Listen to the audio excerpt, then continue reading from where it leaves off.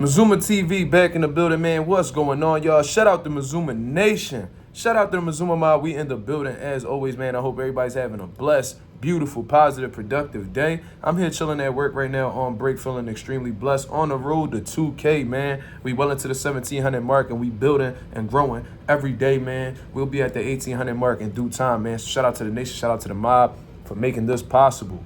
All right, y'all, let's get into the statements that Canelo Alvarez had put out after his press conference with Jaime Munguia, man. I just want to give my overall take on the press conference, man. And pretty much, it wasn't an exciting press conference at all, you know, kind of boring in all honesty, but it was a traditional press conference, and I wasn't necessarily on the edge of my seat, you know, anticipating some type of drama or back and forth or, you know, some heated confrontations or anything like that, because Jaime Munguia at the end of the day is not a big talker. Canelo Alvarez, he responds to trash talk, but he's not the one that really initiated.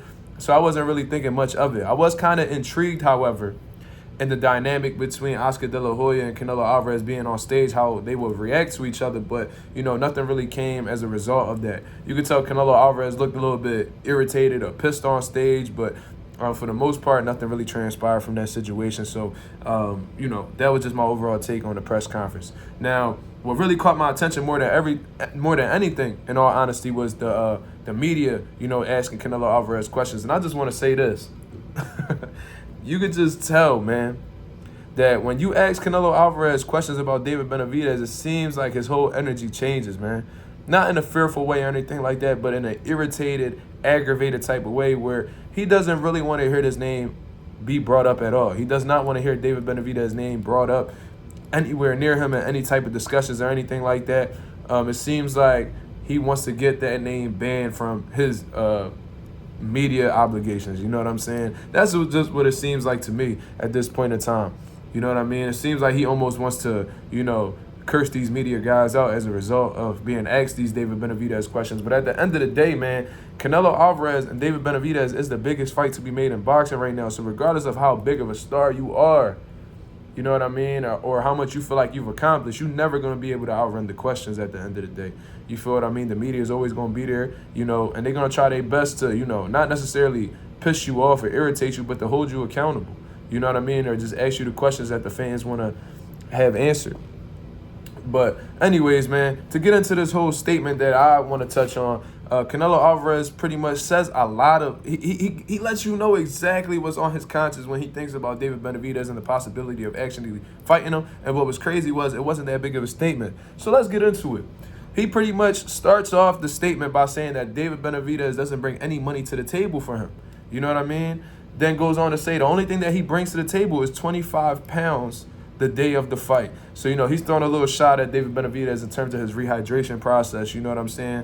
Which we're definitely going to touch on this as soon as I finish this statement. Then he goes on to say he's nobody to offer me anything, pretty much saying that he's not his own promoter. You know what I mean? He's not his own boss, so he can't really send me an offer, which I guess is true. You know what I mean? But he said if there was a promoter that I work with that was able to offer $150 million to $200 million to face him, I'll fight him tomorrow.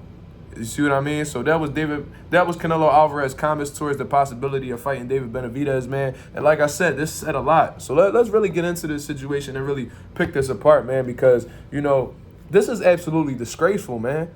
Like, how do Canelo Alvarez fans come out of their way to defend this trash, to defend this cowardice?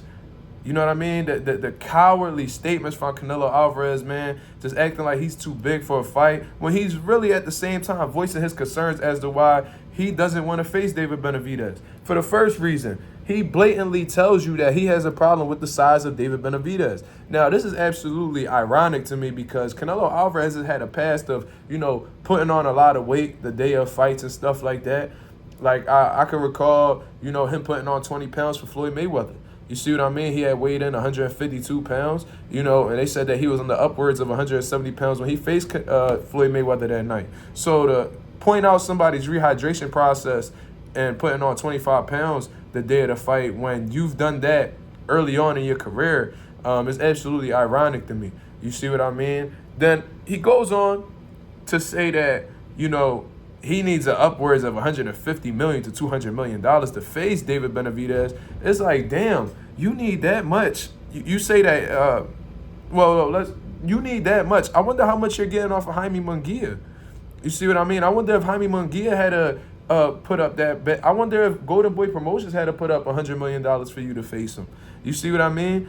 And then I've actually heard him come out and say that Jaime Munguia earned his opportunity for the Canelo fight. What did Jaime Munguia do, in all honesty, man? Like, his last 2 wins were John Ryder and Sergey Derevyanchenko. You know, both guys that I believe came up from middleweight, and neither one of them were world champion or anything like that. Meanwhile, David Benavidez, you know, just defeated a 2-time world champion and Demetrius Andrade. Then following that, he beats a common opponent and Caleb Plant. You see what I mean? So it's like, what's really going on? You see what I mean? Because if we looking at resume, David Benavidez has done more. You know what I mean? He's beat the better guys. He's beat actual champions. I mean, the only champion that I believe Jaime Munguia had beat was like Saddam Ali. Maybe he had another world champion in the mix somewhere, Gabe Rosado. Sergey Derevyanchenko, I believe he was a former world champion at middleweight. I could be wrong, though. Then John Ryder, you know what I mean? Somebody who's, you know, not as credible as a Caleb Plant, you know, an Anthony Durrell, a Demetrius Andrade. It makes me scratch my head. Like, what the fuck did Jaime Munguia do that stood out way more than David Benavidez, man? I call bullshit on this, right? So, you know, let's really go over this situation, man, because at this point, it's disgusting. You know what I mean? It's definitely disgusting how the way Canelo Alvarez is taking this approach with David Benavidez, man. He's letting you know that he don't care what the fans demand. He don't care what the fans say about him or anything like that. He's going to do whatever he wants. And, you know, he's going to continue to push this narrative that David Benavidez hasn't accomplished nothing while simultaneously fight guys that haven't accomplished as much as David Benavidez. You feel what I mean? So it's absolutely hilarious, man. You bringing up this, like, he's telling you his concerns. You know what I mean? If you let somebody talk enough, they'll let you know exactly how they feel, exactly what's on their conscience. And what he's concerned about with David Benavidez is the size advantage. You know what I mean? He doesn't want to deal with David Benavidez weighing 168 and possibly blowing up. If you throw 25 pounds, that's 193 pounds. He don't want this man to be a cruiserweight the night of the fight. But the thing is, it's like, you're rehydrating too. You might not rehydrate as much as him, but you're definitely going to rehydrate. You might hydrate up to the 180s because Canelo Alvarez, he has a big frame. And, you know, I think he walks around in the light to mid 180-pound weight range. You know, he probably walks around from 180 to 185. So what's the concern? If he's weighing the same amount as you the night of the fight, why the fuck are you so upset about it? It's not like Canelo Alvarez is going to weigh 168 the day of the fight, and that David Benavidez is going to weigh 190, and then they just forcing you out to fight. No, this ain't that. You know what I'm saying? He's cutting the weight just like you. He's putting the work just like you. He's been really grinding to get his opportunity. The man has been the WBC interim champ for multiple years already, and you feel like that's not enough. Meanwhile, you're bringing up guys from 154 pounds of Jermell Charlo and then making it seem like Jermell Charlo, who's a super welterweight, is more deserving than a guy who's been the #1 guy at super middleweight for multiple years. It's absolute blasphemy, man. But at the end of the day, these Canelo fanboys, and I see some women too, like on social media and shit like that, defending Canelo Alvarez's ways. It's like, bro, y'all guys are the reason why boxing continues to be dysfunctional. Y'all contribute to the dysfunction of boxing, man. And it's like Canelo Alvarez, he's never held accountable for nothing that he does or how the way he moves, bro. It's absolutely disgusting, man. So, you know, I'm sick of hearing this.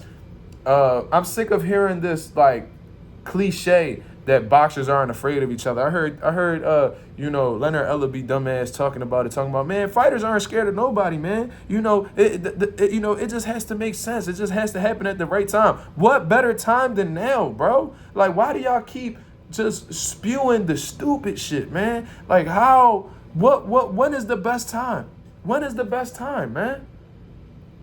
You know what I'm saying? Like, the time is now. What's guaranteed later down the line? Nothing, man. There's nothing guaranteed in this life, bro.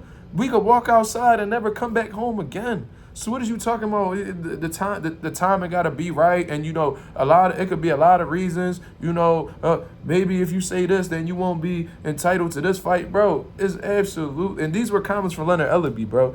Cut it out. Dog, like, seriously, man.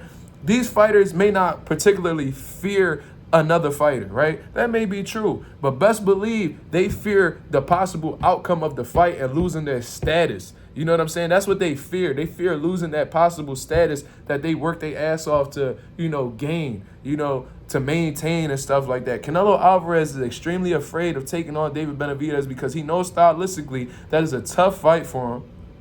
He's much more dangerous than Jaime Munguia because he's actually defensively responsible. He has a better jab. You know what I'm saying? And shit, I think he got better hand speed. I just think that he's a modified version of Jaime Munguia. The reason why he's taking on Jaime Munguia is because Jaime Munguia is pretty reckless, man. He has some good offense. He's explosive. He lets his hands go. He got high output, but he's there to be hit. David Benavidez, you can't really name too many times where this man absorbed any type of punishment, man, or he has taken an extensive amount of punishment. He has a way about his style where he's able to, pull himself out of range. You know what I'm saying? To get out of range, to get out of the way of them big shots. You know what I mean? And I think that Canelo Alvarez sees that, his team sees that, and that's why they're avoiding this fight by any means necessary, man. He's telling you what it is, bro. The size, that's what makes him discouraged in fighting David Benavidez. And he feels like the potential reward for beating David Benavidez or facing David Benavidez is not worth the risk, man. He's telling you what he feels the risk is worth for fighting David Benavidez. $150 million to $200 million. And I seen reports like putting numbers together, man. They said that for him to get anywhere near that amount, he would have to do 3 million pay-per-view buys at a cost of $80. And after giving the cable providers their cut and stuff like that, Canelo Alvarez will walk away with $120 million. This is what the hell he would have to do. And that's what David Benavidez and Canelo would have to do for Canelo Alvarez to get that type of purse. And that's not even that's $30 million short of $150 million. You see what I mean? So that's my whole overall take on this situation, man. Yo, is Canelo Alvarez scared of David Benavidez? He's sure acting like it. You know what I mean? He's letting you know that the weight is a concern, and he's letting you know that he's a high risk, low reward at this point in time. You know what I mean? But I really wonder if he's making an upwards of $150 million to $200 million to face Jaime Munguia. Absolutely not. Absolutely not. You know what I'm saying? So, it is what it is. These people going to continue to defend them and contribute to the dysfunction of boxing. And, guys like me who actually want to see the sport of boxing progress, and get better and actually hold people accountable, we getting fucked over at the end of the day.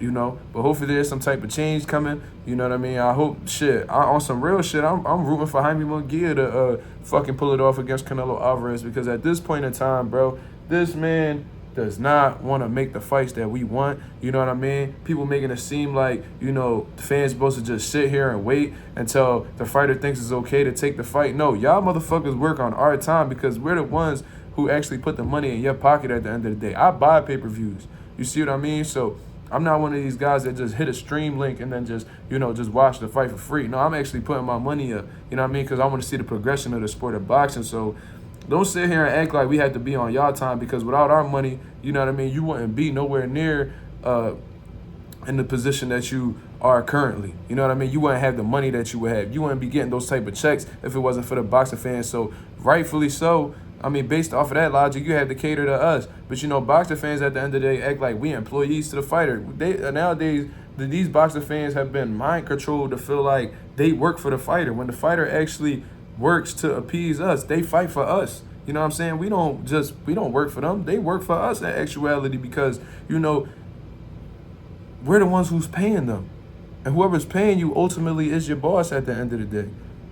And that's the customer, the fight fan. You see what I mean? But that's my overall take on the situation, man. Y'all let me know what y'all think. Canelo Alvarez wants an upwards of $150 million to $200 million to face David Benavidez, and list one of the main concerns of David Benavidez as his rehydration process, putting on 25 pounds. Y'all let me know what y'all think about this here, man. This is Mazuma TV. Thank you very much for tuning in. I'm out of here, man. Peace.